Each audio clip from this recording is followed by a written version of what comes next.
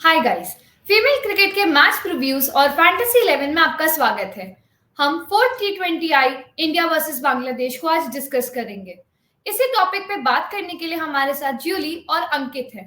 दोनों ही Avid cricket followers हैं। India is currently touring Bangladesh. इनका जो टूर था वो 20 अप्रैल को स्टार्ट हुआ था और 9 मई को कंक्लूड हुआ था। ये 5 T20I मैचेस की सीरीज सिलेट इंटरनेशनल स्टेडियम में खेली जाएंगी। 3:30 पे ये मैचेस कंडक्ट हो रहे थे। ये जो सीरीज है ये आने वाले T20 वर्ल्ड कप और एशिया कप जो कि जुलाई और अगस्त में होने वाला है उसके नजरिए से बहुत इंपॉर्टेंट है। आने वाला T20 वर्ल्ड कप जिसका भी डेट अनाउंस नहीं हुआ है बट वो एंड ऑफ द ईयर में कंडक्ट होगा, वो बांग्लादेश में होने वाला है। तो एक प्रिपरेशन पॉइंट ऑफ व्यू से ये सीरीज बहुत अहमियत रखती है। तो इस सीरीज में अभी तक इंडिया लीड कर रही है। अगर लास्ट थर्ड T20I का भी रिकॉर्ड ले लें तो 3-0 से India is currently leading. Third T20I में इंडिया ने टॉस जीत के बॉलिंग चूज करी। इंडिया को फर्स्ट ब्रेक थ्रू मुर्शिदा खातून के रूप में मिला था, जो 46 फॉर 1 7th ओवर में उनको रन आउट किया गया था। वो एक नो बॉल थी पर वो रन आउट हो गई, तो फर्स्ट इंडिया को वो ब्रेक थ्रू मिला था। उसके बाद थोड़ा कठिनाइयां मिली बांग्लादेश को रन्स बनाने में, तो वो 117 फॉर 8 बना पाए at the end of 20th over, जिसमें दिलारा अख्तर ने 39 रन्स बनाए। उनके उस पूरे उसमें सबसे ज्यादा कंट्रीब्यूशन था। राधा यादव ने इंडिया की तरफ से 2 विकेट्स लिए। बाकी उनका साथ श्रियंका पूजा ने एक एक विकेट्स लेके किया। इंडिया की अगर मैं पार्टनरशिप जो उनकी बैटिंग वाली थी वो बहुत ही अच्छी थी। ओपनिंग पार्टनरशिप 91 रन्स की शेफाली और स्मृति मंदाना के बीच में बहुत अच्छी साझेदारी हुई, जिसमें स्मृति मंदाना ने 47 रन्स बनाए और शेफाली वर्मा ने 51 रन्स बनाए एंड इंडिया ने ये टारगेट 18.3 ओवर्स में ही चेस कर लिया। तो मैं जूली आपसे पूछूंगी कि लास्ट हमने देखा कि कितना अच्छा मतलब इंडिया का प्रदर्शन रहा बैटिंग की तरफ से कि 91 पे आपका फर्स्ट विकेट जा रहा है। आप ऑलरेडी इतना टारगेट के करीब थे और आपने इतना ज्यादा रन्स ओपनिंग साझेदारी ही बहुत इतनी स्ट्रांग हुई। बिल्कुल, जैसे कि आपने कहा कि शेफाली और स्मृति मंधाना एक अच्छी ओपनिंग पार्टनरशिप हमें देखने मिली उस 30-20 के अंदर बांग्लादेश के खिलाफ, और 118 रन का ही लक्ष्य था, तो ज्यादा बड़ा टारगेट भी नहीं था। बट ये दोनों ने जो शुरुआत करके दी भारतीय टीम को, केवल 12.1 ओवर में 91 रन स्कोर बोर्ड पे डाले, तो अगर आप रन रेट भी देखें तो बहुत ही बेहतरीन था। तकरीबन 7.5 रन प्रति ओवर के रेट से उन्होंने रन बनाए, तो काफी एग्रेसिव इंटेंट भी उन्होंने दिखाया था। हालांकि आसान रन चेस था, पर तो भी उनका माइंडसेट काफी पॉजिटिव रहा, तो वो देखने में बहुत मजा आया। और उसी बीच वो दोनों ने 91 रन तो बनाए, पर उसी के साथ ही T20I करियर अगर आप उन दोनों का देखें एज अ पार्टनरशिप, तो 2000 रन भी पूरे करे उन्होंने। तो यही दिखाता है कि इंडियन टीम को कितनी अच्छी ओपनिंग पेयर मिली है स्मृति मांधाना और शेफाली वर्मा के रूप में। तो यही देखने में काफी मजा आया उस दिन। और एक left hand right hand combination हमें सभी को पता है कि ऑपोजिशन को कितने तकलीफ में डाल सकती है, क्योंकि बॉलर्स को अगर आप देखें तो कंटिन्यूअसली लाइन और लेंथ चेंज करनी होती है अगर आपके सामने एक लेफ्टी और राइटी चलता है। तो वैसे ही सॉरी, इंडिया के पास स्मृति एक लेफ्टी बैटर है, शेफाली एक राइटी बैटर है, तो बांग्लादेशी बॉलर्स को कंटिन्यूअसली उनकी लाइन एंड लेंथ वेरी करनी पड़ी थी। फील्ड प्लेसमेंट्स भी निगर सुल्ताना को कंटिन्यूअस बेसिस पे चेंज करने पड़ रहे थे, तो ये बिल्कुल भी आसान नहीं था उनके लिए। और उसी के चलते ही एक अच्छी पार्टनरशिप स्मृति और शेफाली ने बनाई, और इंडियन टीम ने काफी आसानी से हम कह सकते हैं कि वो लक्ष्य हासिल कर लिया।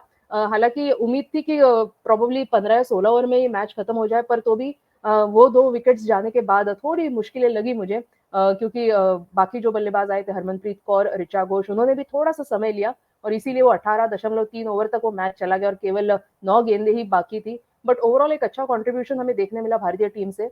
बट अगर मैं बांग्लादेश की बैटिंग की भी अगर यहाँ पे बात करूँ, तो मुझे काफी अच्छा लगा उन्होंने जिस तरीके से शुरुआत करी थी, क्योंकि हमें याद होगा कि पावर प्ले के अंदर तकरीबन 44 रन वो ओपनिंग पेयर ने बनाए थे, दिलारा अख्तर और मुर्शिदा खतून ने। हालांकि मुर्शिदा ने केवल 9 रन ही बनाए थे उसमें से, पर दिलारा अख्तर की बल्लेबाजी देखने में काफी मजा आया था। केवल 20 साल की ये खिलाड़ी है, बट जिस तरीके से या जिस कॉन्फिडेंस से उन्होंने रेणुका सिंह ठाकुर और पूजा वस्त्रकार के सामने खेला पावर प्ले के अंदर, तो वो देखने में काफी रिफ्रेशिंग लगा मुझे।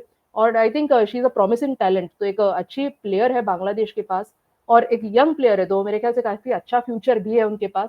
बट जो ओपनिंग पार्टनरशिप हुई थी बांग्लादेश की, 46 रनों की, बट उसके बाद आने वाले बल्लेबाज है वो ज्यादा रन कंट्रीब्यूट नहीं कर पाए थे। कैप्टन अगर हम देखें तो निगर सुल्ताना, उन्होंने दोबारा 28 रनों की पारी खेली, बट उनके अलावा ज्यादा कुछ कंट्रीब्यूशन हो नहीं पाया बाकी बांग्लादेशी बल्लेबाजों की तरफ से। तो मेरे ख्याल से वो एक वजह थी कि उसकी वजह से केवल 117 118 रन ही बना पाई थी बांग्लादेशी टीम। तो आई थिंक आने वाले जो 2 मैचेस है, मेरे ख्याल से ज्यादा बल्लेबाज अगर रन कंट्रीब्यूट करे तो एक अच्छा टोटल जरूर बांग्लादेश टीम डाल पाएगी।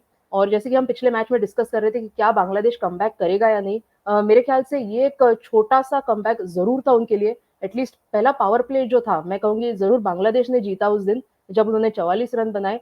और जब आई थिंक गेंदबाजी का वक्त, आई थिंक वहां पे अगर वैसे अच्छी एक गेंदबाजी अगर बांग्लादेश कर पाती तो डेफिनेटली एक क्लोज कॉन्टेस्ट हमें देखने मिलता था ये दोनों टीमों के बीच।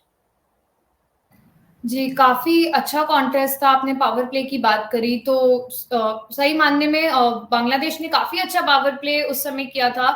इंडिया को फर्स्ट ब्रेक एक भी विकेट उनका नहीं गिरा था, इंडिया को फर्स्ट ब्रेक थ्रू उसके बाद 7वें ओवर में राधा यादव ने प्रोवाइड किया था। तो हम जैसा कि आपने मेंशन भी किया अभी कि यंग साइड तो हाँ, हमने पहले भी बोला है कि निगर सुल्ताना एक यंग टीम को इस समय ग्रूम कर रहे हैं, पूरी यंग साइड आई है एंड नाइदा अख्तर ने भी शेफाली वर्मा का जो पहला विकेट लेके मतलब अपने 91 की आपको लग रहा था कि ये शायद ये जोड़ी पूरा खत्म कर सकती है एक ही बार में विदाउट विकेट्स इंडिया ये मैच जीत सकती है, बट उन्होंने वो ब्रेक थ्रू लिया, उन्होंने शेफाली वर्मा जैसी इतनी अच्छी प्लेयर का विकेट लिया।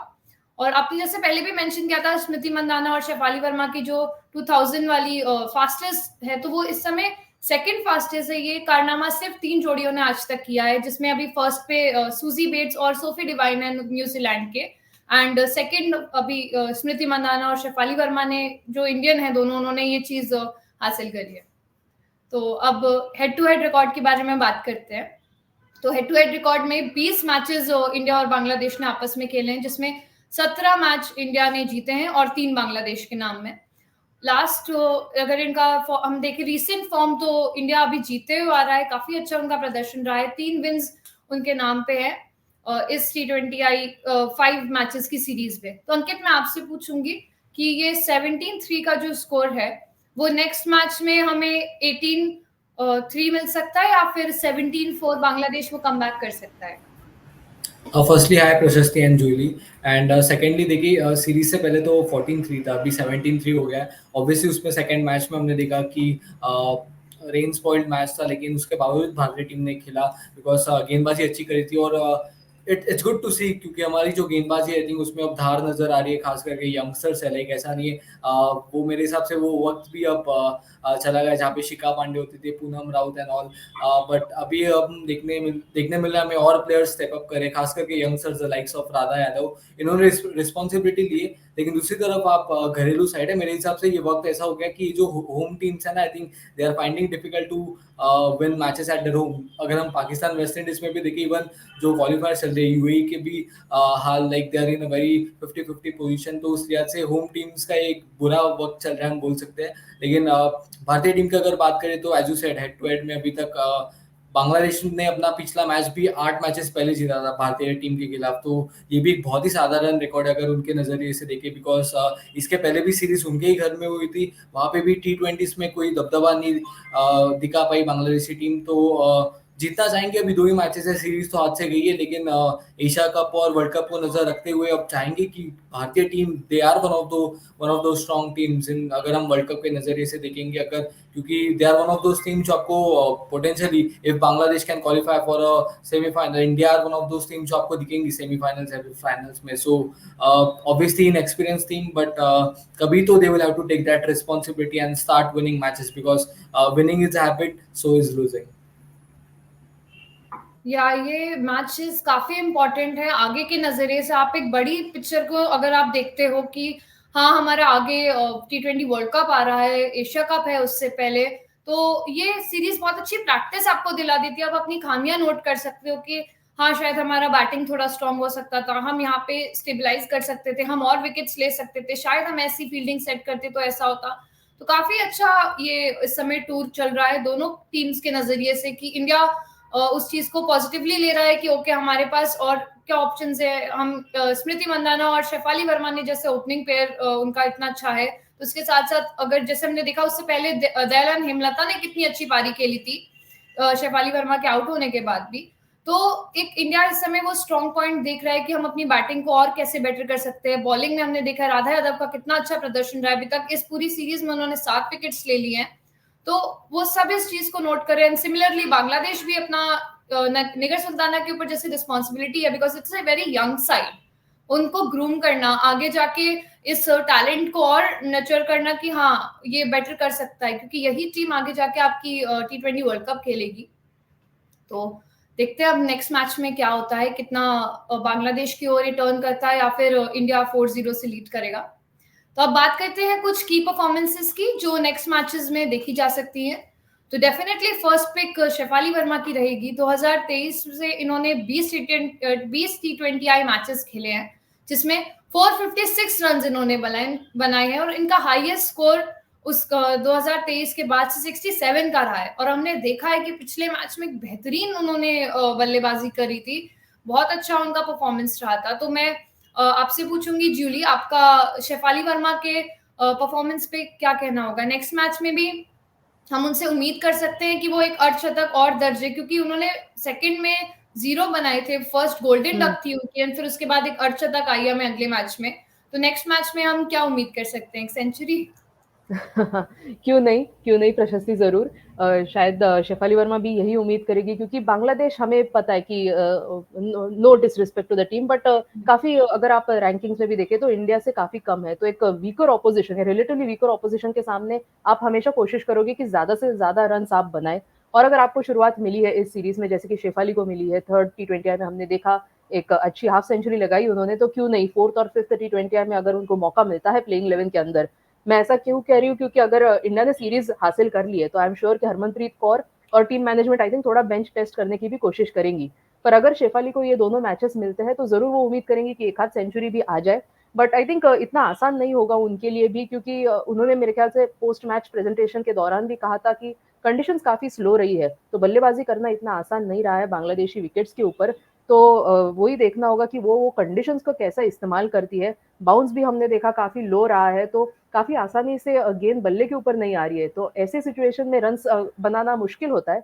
बट शेफाली वर्मा के पास जो टैलेंट है, we can never write her off. तो आई थिंक अगर वो सेट हो जाए क्रीज के ऊपर, तो आई थिंक कोई भी स्कोर वो बना सकती है।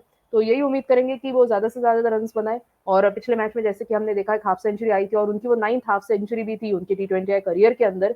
और जो अच्छा फॉर्म उन्होंने WPL से स्टार्ट करा था दिल्ली कैपिटल्स के लिए, जब वो ओपन कर रही थी मैग्लानिंग के साथ, तो तभी से लेकर अभी तक वो अच्छा फॉर्म उन्होंने जारी रखा है। तो यही देखने में मजा आ रहा है कि इंडिया की जो ओपनिंग बल्लेबाज है वो बेहतरीन फॉर्म में है, और ये अच्छे साइंस है इंडियन टीम के लिए भी। बट आई थिंक शेफाली को यही देखना होगा कि अभी तक ज्यादा प्रेशर में उन्होंने खेला नहीं है। अभी तक बांग्लादेश ने उनको ज्यादा प्रेशर में डाला नहीं, अगर हम देखें तो। पिछले मैच में भी अगर हमने देखा तो 118 रन का ही टारगेट था। बट मुझे देखना है कि अगर 150 या 160 का अगर टारगेट सेट करती है बांग्लादेश की टीम, तभी शेफाली वर्मा का अप्रोच क्या होता है, प्रेशर के अंदर वो कैसे बल्लेबाजी करती है। या वाइस वर्सा, अगर इंडिया टॉस जीतकर पहले बल्लेबाजी करने का निर्णय ले, तब उनके ऊपर रिस्पॉन्सिबिलिटी होगी वो ज्यादा से ज्यादा रन जल्दी समय में कैसे बनाए।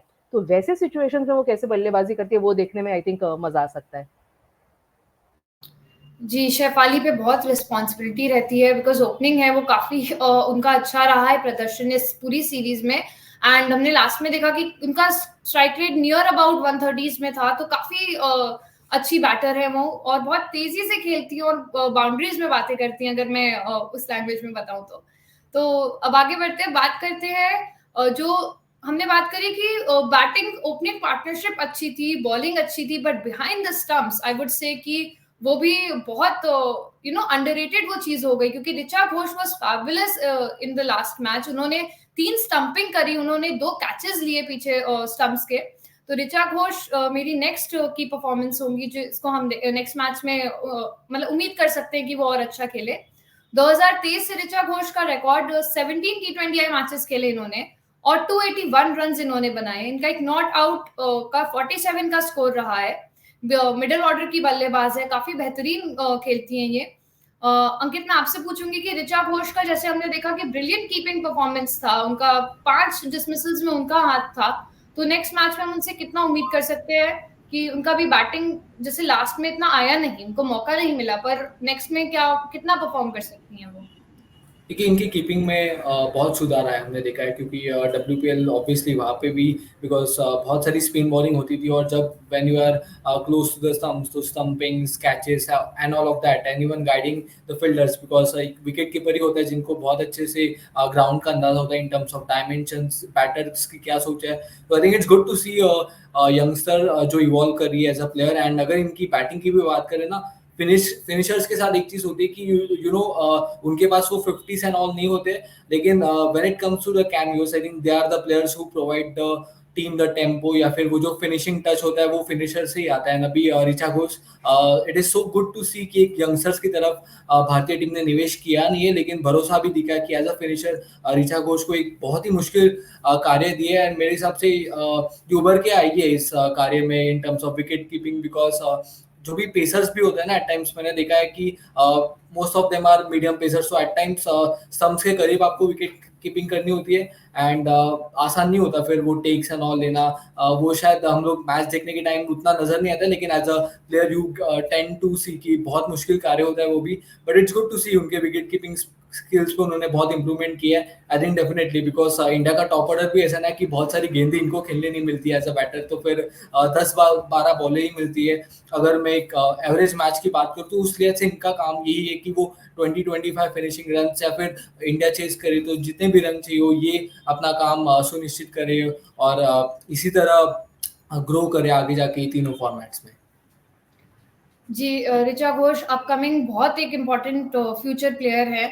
तो शेफाली वर्मा, ऋचा घोष दोनों ही अभी अंडर 19 2023 T20 वर्ल्ड कप जो था अंडर 19 का, वो जीत के आए हैं।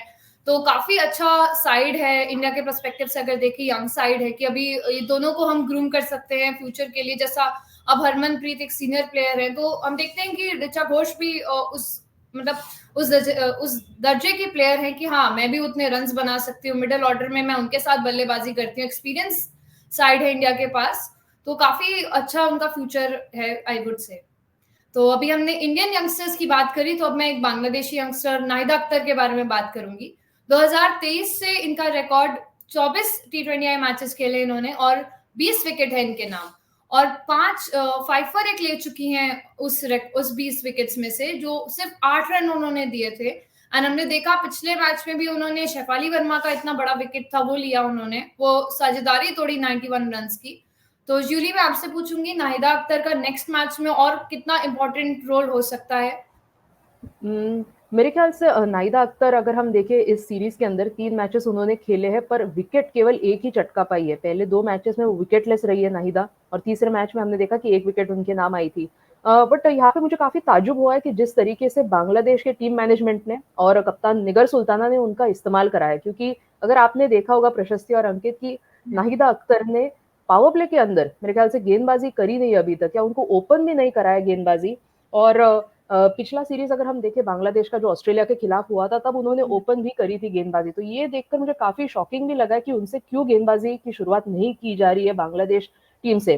अगर आप इसके बारे में सोचे तो शायद एक वजह हो सकती है कि स्मृति मांधाना जो एक बाएं हाथ की बल्लेबाज है, उनके सामने आपको लेफ्ट आर्म स्पिनर को नहीं लाना है। बट आप दूसरी तरीके से अगर सोचे कि स्मृति मांधाना को शुरुआत में स्पिनर्स के खिलाफ खेलना पसंद नहीं है।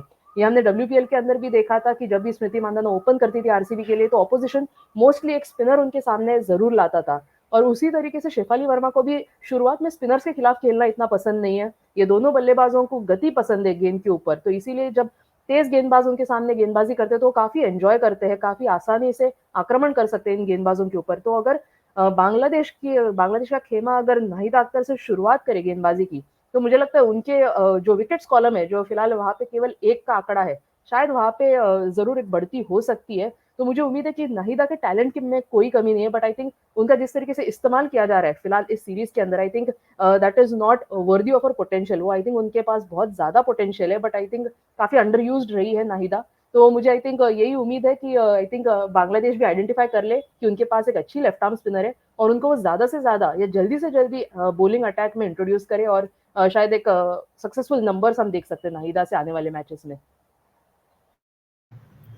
जी, नाहिदा से उम्मीद की जा सकती है कि उनको नीचे मतलब स्टार्टिंग में लेके आए, पावर प्ले में उनसे बॉलिंग करवाएं, क्योंकि काफी अच्छी बॉलर है।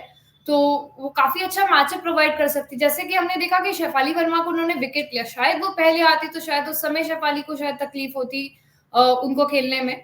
तो आपने जैसे बात करी अभी कि बॉल ओपनिंग की जो बात की, तो मैं राबिया खान की बात करना चाहूंगी कि राबिया खान जैसे राइट आर्म बॉलर हैं, तो इन दोनों का मैच काफी अच्छा हो सकता है इस पावर प्ले में, अगर बांग्लादेशी पर्सपेक्टिव से देखा जाए, ताकि दोनों बेहतरीन बल्लेबाज है, दोनों में बॉलर्स है, दोनों में काफी स्किल्स हैं और ये बहुत अच्छा कर सकती हैं। तो नेक्स्ट मैचअप मेरा राबिया खान का होगा। 2023 से इन्होंने 20 T20I मैचेस खेले हैं, 17 विकेट्स इन्होंने अपने नाम दर्ज किए हैं, जिसमें एक बेस्ट फिगर रहा है उनका, 16 रन देकर इन्होंने 3 विकेट्स हासिल किए थे। तो मैं अंकित आपसे पूछूंगी राबिया खान का नेक्स्ट मैच में कितना रोल हो सकता है, कि वो कितना विकेट्स इंडिया का ले सकती हैं बांग्लादेशी साइड के लिए। और देखिए पहले मैच में इन्होंने अच्छी गेंदबाजी करी थी बिकॉज 3 विकेट मिले थे इनको। एंड मेरे हिसाब से ना ऐसे बॉलर्स का उपयोग आपको पावर प्ले में भी करना पड़ेगा बिकॉज शेफाली वर्मा अगर 30 गेंदें भी खेल जाती है तो वो 50-60 रन बनाने की काबिलियत रखती है। एंड अब थोड़ी अटैकिंग सोच देखनी चाहिए, it's not a traditional format. इसमें आपको गेम की सिचुएशन क्या है उस लिहाज से आपको बॉलर्स को लाना पड़ेगा। तो यहाँ पे निगर सुल्ताना का भी ये रोल है कि अगर विकेट्स पहले 3-4 ओवर में नहीं गिरे तो फिर आपको लाना पड़ेगा इनको बिकॉज आई थिंक ये जो दोनों भारतीय ओपनर आई थिंक ये काबिलियत रखते हैं कि एक बार सेट हो जाए तो फिर सामने वाली टीम को like they might score up ending like बहुत बड़े रन्स बना सकते हैं। स्मृति मंदाना के पास भी काबिलियत है, एक बहुत एक्सपीरियंस ओपनर हो गई अब। एंड शेफाली वर्मा का हमने रूप देखा है कि WPL हो शुरुआत से ही अटैकिंग खेलना चाहती है, तो फिर एज अ बॉलर भी आपको थोड़ा बहादुर बनना पड़ेगा because obviously T20 is more of a batters game, लेकिन बैटर्स जब चांस देते हैं तो बॉलर्स को भी एक मौका मिलता है, तो फिर उस मौके पे ही आपको चौका मारना पड़ेगा as a bowler not as a batter. But I feel कि मैं चाहता हूँ कि इनको पावर प्ले भी मैं देखूं बिकॉज आई फील कि शेफाली वर्मा का विकेट पहले मैच में भी लिया था, बट अगर बांग्लादेश को मैच जीतना है तो शेफाली वर्मा का जल्दी विकेट मिलना बहुत जरूरी है। So I want her to see her ball in the power play अगर पहले 3-4 ओवर में भारतीय टीम की विकेट नहीं जाती है तो। जी, एक स्कोर बहुत अच्छा देखने को मिल सकता है, जैसे हमने पिछले मैच में भी देखा था। तो भारतीय टीम के जो ओपनर्स हैं जिनकी हमने बात करी, काफी स्ट्रॉन्ग पोजीशन में इस समय वो चल रहे, दोनों का फॉर्म बहुत ब्रिलियंट है। एंड वही है, बांग्लादेशी बॉलर्स को उसी पॉइंट पे थोड़ा सोचना पड़ेगा, निगर सुल्ताना को थोड़ा, मुझे लगता है चेंजेस इंपॉर्टेंट है, ताकि वो कैसे उन लोगों का विकेट्स ले पाए, क्योंकि दोनों ही टॉप नॉच बल्लेबाज हैं। उनका विकेट अगर लिया तो ये है ना कि आपने एक स्ट्रॉन्ग फाउंडेशन तोड़ दी, तो आपके लिए इजी हो जाएगा कि आप बाकियों को भी डिसमिस कर सको, एक कॉन्फिडेंस आ जाएगा आपके अंदर कि अभी इनको आउट किया है तो लेट्स सी हम बाकियों को भी कर सकते हैं। तो now let's move on to some key matchups. तो पहला की मैचअप मेरा स्मृति मंदाना का है। T20Is में ये 115 बार डिसमिस हुई हैं, जिसमें 37 टाइम्स ये LBW और बोल्ड हुई हैं, और 77 टाइम्स इन ये कैच आउट हुई हैं। तो यूली मैं आपसे पूछूंगी, स्टैट आपको देखते में थोड़ा सा अटपटा लग रहा होगा, पर जैसा कि हम देख सकते हैं कि 77 टाइम्स ये कैच आउट हुई, यानी फील्डर्स का बहुत इंपॉर्टेंट रोल रहा है, बॉल को वो फ्लाइट मिली है जिस वजह से वो आउट हुई है। तो नेक्स्ट मैच के पर्सपेक्टिव से इनका ये जो मैचअप है वो कैसे वो ठीक कर सकती है, या फिर ये जो कमी है उनकी वो कैसे दूर हो सकती है? अगर हम आंकड़े भी देखें तो अगर जैसे कि हमने स्क्रीन्स पे देखा था वो 77 बार कॉट आउट हो चुकी है। तो अगर हम देखें तो स्मृति मंदाना एक ओपनिंग बल्लेबाज है, पावर प्ले के अंदर वो बल्लेबाजी करने उतरती है, और किसी भी बल्लेबाज को वो टेम्प्ट होता है कि अगर पावर प्ले चालू है, 30 यार्ड सर्कल के बाहर केवल 2 फील्डर्स है, तो ऑटोमेटिकली एरियल शॉट्स खेलने की ही कोशिश रहती है, और उनको टीम मैनेजमेंट में यही रोल दिया गया है कि आप जाइए और आप आक्रमण करिए, आप अटैक करिए। आई थिंक ये स्टैट देखकर मुझे ज्यादा हैरानी नहीं हुई है, बट यही देखना होगा कि ये कॉट जो है वो कॉट बिहाइंड कितने हैं और फील्डर्स ने कितने कैच पकड़े। अगर वो स्टैट भी हमें मिले तो और आई थिंक बेटर एनालिसिस हम कर सकते हैं इस चीज का। बट आई थिंक अगर आप स्मृति मंदाना के साइड से देखें तो कुछ ज्यादा आई थिंक इसमें प्रॉब्लम नहीं होनी चाहिए। अगर वो जो दूसरा आंकड़ा है जो LBW और बोल्ड का, अगर वो ज्यादा होता तो आई थिंक वहां पे थोड़ा प्रॉब्लम हो सकता था। मतलब इसका मतलब ये है कि उनका फुट मूवमेंट हो नहीं रहा है, इसकी वजह से वो LBW हो रही है, या बोल्ड हो रही है मतलब she is not timing the ball, या मिस कर रही है बॉल, या वो बॉल को समझ नहीं पा रही है गेंदबाज के हाथ से। तो अगर वो आंकड़ा ज्यादा होता कंपेयर टू कैच तो आई थिंक काफी मुश्किलें हो सकती थी। बट आई थिंक स्मृति मंदाना इस सीरीज में अगर हम देखें तो एक अच्छे फॉर्म में मुझे लगी है। पिछला मैच तीसरा जो T20I खेला गया था, वहाँ पे भी एक 47 रनों की पारी आई थी। हालाँकि 42 गेंदें उन्होंने इस्तेमाल करी थी, तो एक फ्री फ्लोइंग स्मृति मानधना यूजुअली जैसे कि हम देखते हैं वैसे लगी नहीं। 112 का ही वो जो स्ट्राइक रेट था, तो अगर वहाँ पे अगर वो कोशिश करे कि वो स्ट्राइक रेट को थोड़ा ऊपर करे, क्योंकि आप बांग्लादेश के सामने खेल रहे हो, रिलेटिवली एक वीकर ऑपोजिशन है, तो उनके सामने आप थोड़ा और इंटेंसिटी से खेलो, तो आई थिंक वो देखने में मज़ा आएगा। तो आई थिंक स्मृति का यही रोल होना चाहिए कि आपके पास अभी जो 2 मैचेज़ है वर्ल्ड T20 वर्ल्ड कप के पहले, अब पता नहीं और एक सीरीज होने वाली है कि नहीं, बट इफ वी अज्यूम कि this is the only series before the T20 world cup, तो आई थिंक ये दो बहुत बड़े मौके हैं स्मृति के पास कि वो ज्यादा से ज्यादा रन कंट्रीब्यूट करे। जो भी उनका फॉर्म है वो अपने, I think she should get it under her belt, और इंडिया को अच्छी स्टार्ट देते रहे, जो कि वो करती आई है। क्योंकि हमने देखा था कि WPL के पहले जो सीरीज हुई थी तब काफी पैची फॉर्म उनका लगा था ऑस्ट्रेलिया और इंग्लैंड सीरीज के वक्त, बट ये सीरीज में अच्छे फॉर्म में लगी है मुझे स्मृति। अच्छा रिदम भी पकड़ा है उन्होंने, जस्ट दैट कि थोड़ा और एग्रेसिव अगर वो खेले तो देखने में और मजा आएगा उनको। जी, उनका फॉर्म तो बहुत अच्छा था। WPL में भी उन्होंने 2 अर्धशतक की थी, फिर इसमें भी उन्होंने 1 अर्धशतक अभी बनाई है। तो फॉर्म तो उनका अच्छा चल रहा है, तो वही उम्मीद की जाएगी उनसे भी कि आप अभी बांग्लादेशी एनवायरनमेंट में खेल रहे हो, आप उसी एटमॉस्फेयर में हो अभी, तो आप उन कंडीशंस को समझो ताकि जो आने वाला वर्ल्ड कप है, आप उसमें बहुत अच्छे से प्रदर्शन दे सकें। क्योंकि आपसे बहुत उम्मीद की जाती है कि आप एज़ एन ओपनिंग बैटर हैं, आप इतनी अच्छी लेफ्ट हैंडेड हैं, तो आप उस चीज से और रन्स बनाए एंड इंडिया को वो जीत हासिल करवा पाए जैसे कि आप एक मैच विनर हैं। तो हम आगे बढ़ते हैं, हम बात करते हैं एक बांग्लादेशी प्लेयर की। मैं कहूँगी स्किपर है वो बांग्लादेश की, आम बांग्लादेशी प्लेयर तो उनको कहना सही नहीं रहेगा, पर निगर सुल्ताना की मैं बात करना चाहूंगी। T20 आईज में इनका ओवरऑल औसतन स्कोर 26 के करीब रहता है, पर ये जब एक लेफ्ट आर्मर को फेस करती हैं तो ये 14 पे गिर जाता है। तो हमने देखा है कि इस सीरीज में हमारी जो लेफ्ट आर्म बॉलर हैं राधा यादव, वो बहुत अच्छे फॉर्म में चल रही हैं। 7 डिसमिसल्स कर चुकी हैं वो इस पूरे 3 मैचेस में।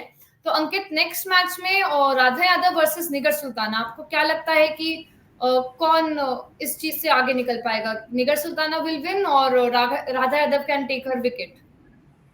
देखिए, अभी तक आपने मेंशन किया कि 7 डिसमिसल है, उसमें से तो 2 बार निगर सुल्ताना की खुद है, तो वो कमजोरी भी नजर आ रही है। वो तो वही वाली बात हो गई ना कि जंगल में जब जब आग फैलती है तो उसको फैलने में ज्यादा वक्त नहीं लगता है। तो अब इनके कमजोरी का भी वो ये जब और ये बातचीत हमने पहले भी करी कि जब डेटा एंड ऑल होता है तो ऑब्वियसली जो मैनेजमेंट भी होता है, ये सारा data they have a look and they think कि एनुस लियाज से भी इसलिए कैप्टन यूज करते हैं। तो अभी वो मुझे लग रहा है ये मैचअप में अभी तक भारतीय टीम ने डेफिनेटली देखा होगा, और राधा यादव ने दोनों बार इसे डिसमिस भी किया, और राधा यादव का खुद का अच्छा फॉर्म है, लेकिन दूसरी तरफ निगर सुल्ताना, आई थिंक इस पे वर्क करना पड़ेगा, बिकॉज ये बांग्लादेश अभी फिलहाल इनएक्सपीरियंस टीम है, तो उसमें उनका रोल क्रूशल है, खुद का फॉर्म बहुत क्रूशल है, खुद कैप्टन है, तो बहुत कुछ निर्भर करते हैं इनके ऊपर। और पिछले मैच में भी इनिंग्स आई थी, लेकिन शायद रन अ बॉल से भी लेस, तो फिर इस फॉर्मेट में थोड़ा आक्रामक अंदाज देखना चाहिए, बिकॉज अभी आई थिंक ये T20 ये खेल बदल गया है। ऑब्वियसली उसमें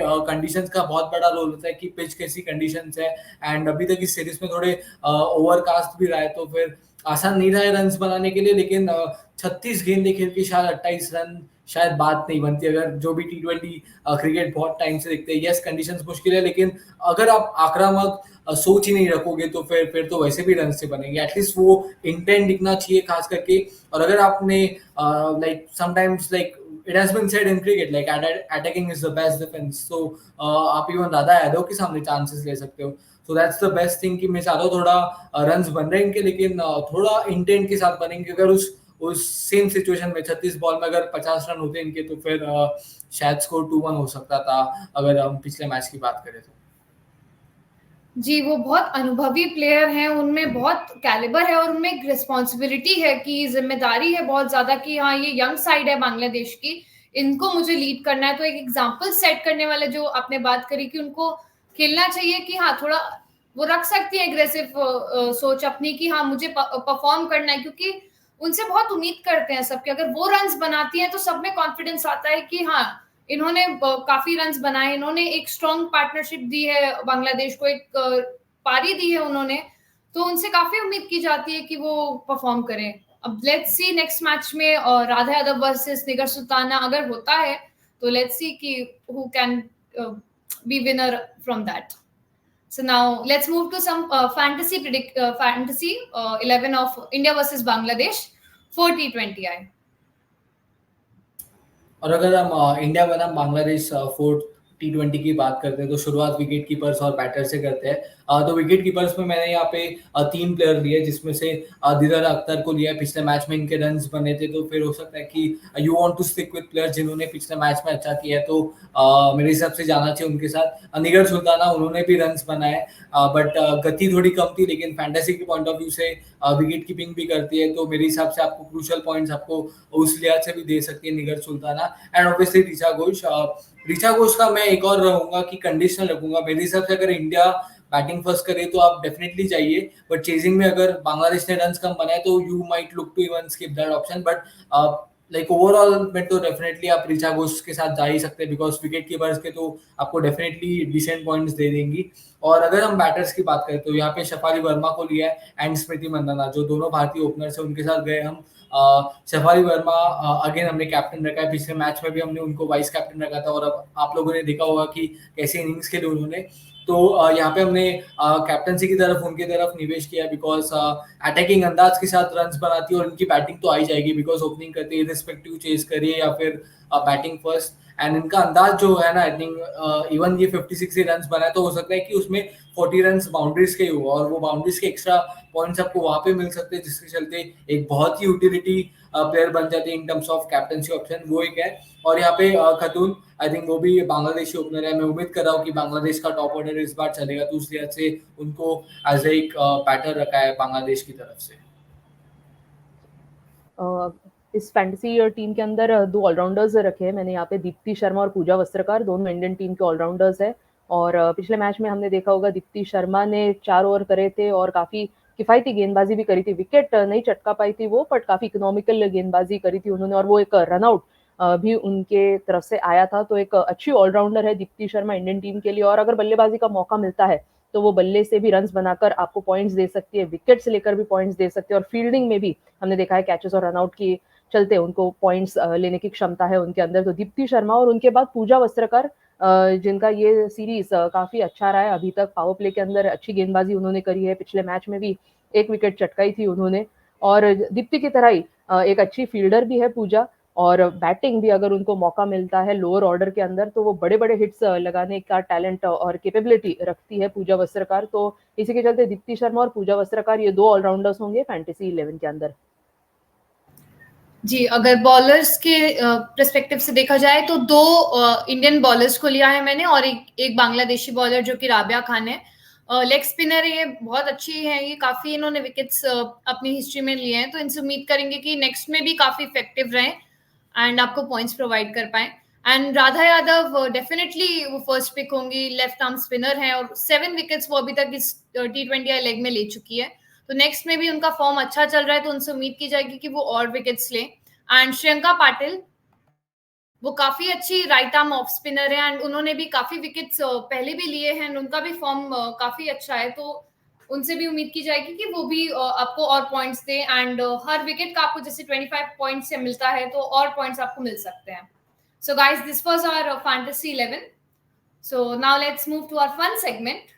तो आज फन सेगमेंट का फॉर्मेट कुछ इस प्रकार है कि मेरे पास एक प्लेयर है, आपको उन प्लेयर के बारे में मुझसे सवाल पूछने हैं, मैं आपको उनका जवाब दूंगी, पर ऐसा नहीं है कि आप ये पूछें कि इस प्लेयर का ये नाम है, नहीं, आप मुझसे ये पूछेंगे कि आप मुझे ऑप्शंस देंगे कि ये जो प्लेयर है ये बल्लेबाज है कि गेंदबाजी करती है कि ऑलराउंडर है कि बैटर विकेट कीपर है, इस हिसाब से फिर ये बांग्लादेशी है या फिर इंडियन है। सो अंकित, आपसे शुरू करते हैं पहले। डेफिनेटली तो शुरुआती मेरा क्वेश्चन रहेगा लाइक बांग्लादेशी प्लेयर या फिर Indian player? Indian player. So batter या फिर बॉलर, ऑलराउंडर?